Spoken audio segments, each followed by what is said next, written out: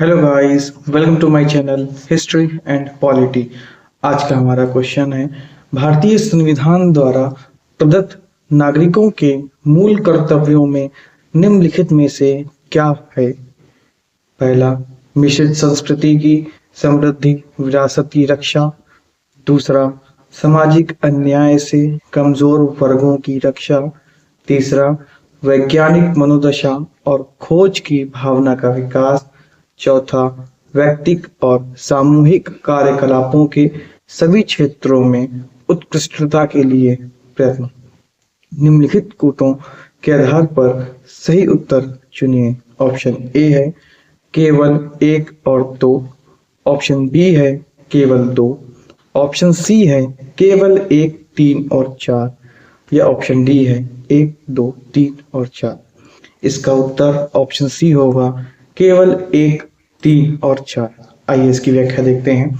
मिश्रित सामाजिक संस्कृति की गौरवशाली एवं समृद्ध विरासत की रक्षा, वैज्ञानिक मनोदशा और खोज की भावना का विकास तथा व्यक्तिगत और सामूहिक कार्यकलापों के सभी क्षेत्रों में उत्कृष्टता के लिए प्रयत्न आदि सभी मूल कर्तव्यों में शामिल है, जबकि सामाजिक न्याय से कमजोर वर्गों की रक्षा का प्रावधान मूल कर्तव्यों में शामिल नहीं है। आइए मूल कर्तव्य के बारे में जानते हैं। वर्तमान में कुल 11 मूल कर्तव्य हैं, जिन्हें संविधान के में शामिल किया गया है। मूल कर्तव्यों का प्रावधान अनुच्छेद 51 क के तहत शामिल है।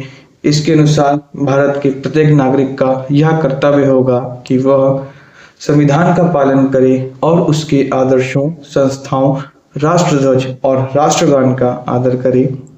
स्वतंत्रता के लिए हमारे राष्ट्रीय आंदोलन को प्रेरित करने वाले उच्च आदर्शों को हृदय में संजोए रखे और उनका पालन करे।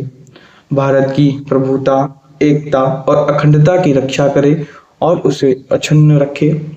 देश की रक्षा करे और आह्वान किए जाने पर राष्ट्र की सेवा करे।